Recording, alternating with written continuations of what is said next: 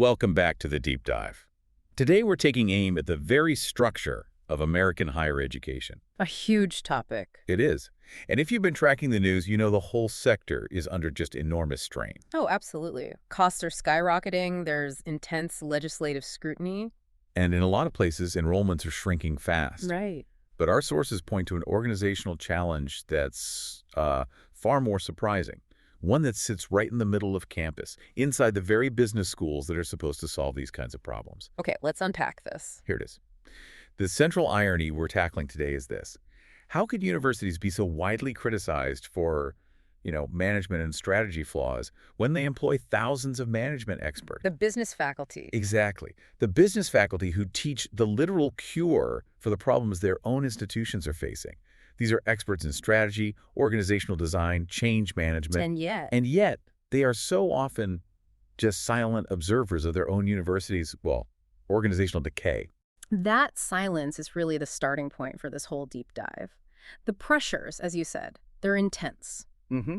And when an institution faces enrollment declines or new legislative mandates, the typical response has been this heavy dose of what our sources call administrative managerialism. A key term for today. It is. And what's fascinating here is managerialism is basically the, let's say, crude application of corporate techniques to academia. So metrics, centralization, market logic. Exactly. All applied to this complex, mission-driven world. But the paradox really deepens because the people who study this, the management experts, they're largely passive, even though they can spot a flawed strategic plan a mile away. So our mission today. Our mission is to understand why this powerful internal expertise just remains untapped, why it really comes down to professional identity. And then what are the practical, evidence-based steps faculty can take to become, as the sources say, true institutional stewards? Wait. So let's start by defining that trend. Yeah. When we talk about managerialism, what do we actually mean in this context? It's this shift away from, traditional academic governance. Toward a more corporate model. Yeah. Centralized, metrics-driven. That's it. And you really do see it everywhere. First, there's this dominance of quantification. The metric. A relentless focus on metrics that are easy to measure. Things like student credit hours or research dollars. Even if those metrics tell you almost nothing about educational quality or the real impact of the scholarship. Then there's the centralization of authority. Power just shifts away from faculty senates, from departments. And right into the administrative hierarchies. You also see marketization. Programs get treated like products. And students are viewed as customers. Yeah, and of course, the most visible part, administrative expansion. Is massive growth in non-faculty staff, coordinators, directors, all justified in the name of strategic efficiency. And this rapid expansion, this reliance on corporate vocabulary, it often just highlights a huge administrative preparation gap. That's a critical detail from the research. It's so important to understanding the dysfunction. The people at the very top, we're talking presidents, provosts, vice presidents, even a lot of deans, they almost all hold PhDs in non-management fields. They're scholars of history, chemistry, literature. Exactly. Not finance or organizational behavior. Right. And the irony is just profound. Right. These are highly educated individuals, but they lack formal systematic management training, and yet they are the ones implementing these huge strategic initiatives. You end up with, a president trained as a literary theorist deciding the fate of a dozen departments. Based on some strategic portfolio review model they learned about at a weekend retreat. It's not an exaggeration. Where they implement performance dashboards, complex budgeting systems. All based on informal experience, or even worse, on these frameworks packaged by consultants. And it leads to what the sources call performative management. It looks effective. It has the look of effectiveness, but without the underlying organizational capability to back it up. Which puts the spotlight right back on the business school. I mean, the deep irony here is that, as a discipline, they spend all their time critiquing Fortune 500 companies for these exact same flaws. Bad metrics, flawed strategy, managerial incompetence. And yet their own university, the organization they're literally embedded in, shows these same problems. They watch administrators accept strategic plans that are little more than, long wish lists. The kind of thing Mintzberg tore apart decades ago. Exactly. They just tolerate these change management processes that repeat every documented mistake they teach against in their own classes. But let's step back for a second and ask, why is the system drifting this way? It's not just incompetence. It's a convergence of forces. It is. We are definitely talking about intense financial pressures, yes, but also real accountability pressures from state legislatures, from accreditors. They're all demanding proof of efficiency. Right. And then you have something called institutional isomorphism. It's a fancy term. It is, but it really just means academic peer pressure. If the flagship public university down the road hires a chief innovation officer and installs a new data dashboard, then every other institution feels like they have to mimic that, whether it fits their mission or not. Precisely. And we can't ignore the consulting industry's influence here. The sources are pretty clear about this. Consultants love the vacuum created by that preparation gap. They do. They come in offering a standardized strategic plan in a box. And it looks clean on paper. Very clean. But it often just bypasses the complex reality of academic governance and completely ignores the expertise that's already on campus. It's an easy, ready-made solution that just reinforces the whole cycle of performative management. Okay, so that sets the stage perfectly for the crucial next question. Given all of this, why do the people who know how to solve these problems, the business faculty, why do they so often just stay passive? The research points squarely to one thing: a barrier of professional identity. Their identity as academics. Yes. The traditional identity of a management faculty member positions their expertise as disciplinary knowledge. Something to be taught and researched. Something to be taught, researched, and published? Absolutely. It is not framed as a practical capability that they have an obligation to use internally for the health of their own institution. So when an administrator proposes some flawed reorganization, the faculty member sees it through the lens of, oh, that's an interesting research problem, not as an urgent organizational threat that requires their professional intervention. Wait, but isn't that fair, though? I mean, research is their job. Yeah. Tenure requires publication.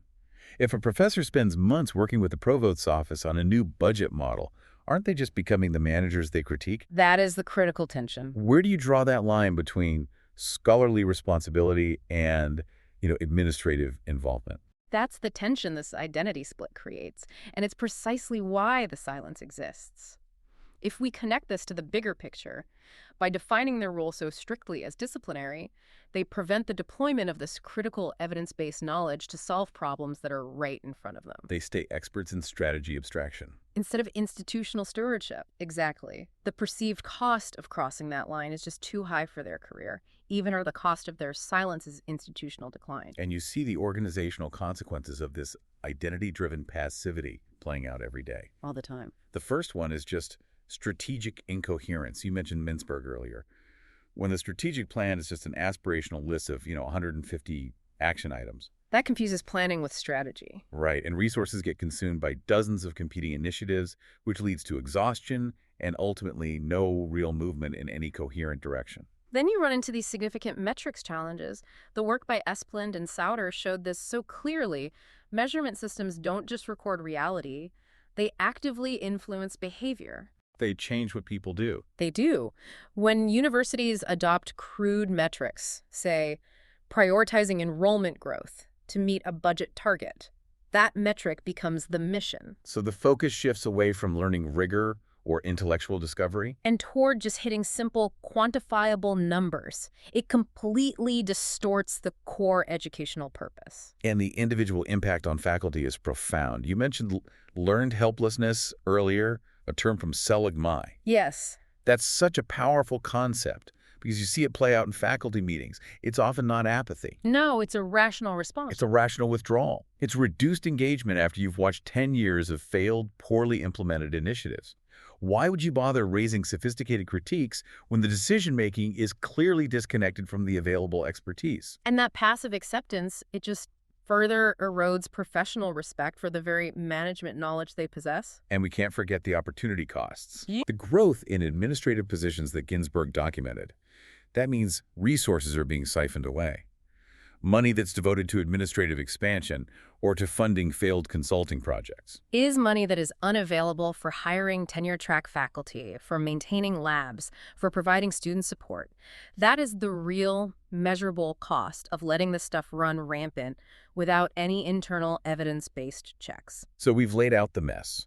If the problem is this flawed structure and this identity crisis, what do the sources propose as the most practical way out? How can business faculty leverage their expertise to solve this without, sacrificing their careers? The response has to be systemic, and the sources really emphasize two key foundations: evidence-based management and procedural justice. Procedural justice. Yeah. The research by Tyler and Blader confirms this. Fairness in the decision-making process itself powerfully influences whether people accept the outcome, even when the outcome isn't popular. So it's about how the decision is made. Exactly. For a university, procedural justice means you include expertise early and authentically. You don't ask your strategy faculty to just rubber stamp an administrative decision that's already been made. You bring them in at the beginning. You bring your marketing faculty, your labor economists, your organizational specialists in at the problem definition stage. Let them diagnose the enrollment issues or budget pressures based on data and research, not just administrative gut feelings. It elevates the whole conversation. Immediately. And if that administrative preparation gap is a root cause, then the solution has to be competence building. Right. Business schools should stop complaining about ill-prepared administrators and start training them. Run their own internal programs. Yes. Design customized internal executive education programs for academic leaders, especially people like department chairs who are on the front lines managing budgets, conflict, and change, but who almost never have formal management training. So you're leveraging internal resources. Exactly. Universities spend a fortune on external consultants. Before you default to an outside firm for a review or a strategic plan, the institution has to systematically map and use the immense expertise it already has in its own faculty. It's a deployment strategy. It saves money and it instills confidence. But for any of these procedural changes to actually stick, we have to come back to the core issue, that crucial identity shift. Business faculty need to move from being just disciplinary experts, Those who teach the knowledge, to becoming institutional stewards. those who protect the institution using that knowledge. This is the critical psychological shift. Also, The steward identity frames a questionable intervention, like a bad strategic plan or a flawed metric system, as a direct threat to shared organizational resources, a threat to academic quality, a threat to the budget. and that reframing mandates action. It mandates a professional protective action. That analogy the source provided, Yeah. the one about the management experts standing silent while the organization fails, Mhm. that really hits hard. It's power. It's comparable to medical faculty just remaining silent, while hospital administrators make clinical decisions that contradict all known medical science. When you put it that way. It reframes the whole issue. It's not just a governance challenge anymore. It becomes one of professional ethics and responsibility. So to make this shift actionable, faculty need to challenge these questionable practices, but professionally. They have to use their expertise to name concerns professionally. So, not just complaining in the hallway. Not just venting, no. A professor who specializes in organizational performance has the expertise, and I'd argue the professional obligation, to critique an unfocused strategic plan based on solid scholarship, and then to offer evidence-based alternatives. And that requires a massive change in how institutional service is rewarded. It's everything. Business faculty have to volunteer their expertise for substantive tasks, helping develop a complex budget model, designing an assessment system, serving on a real strategic planning committee. And the reward systems like tenure and promotion, they have to value that. They have to explicitly value this substantive applied internal service as much as they value research publication.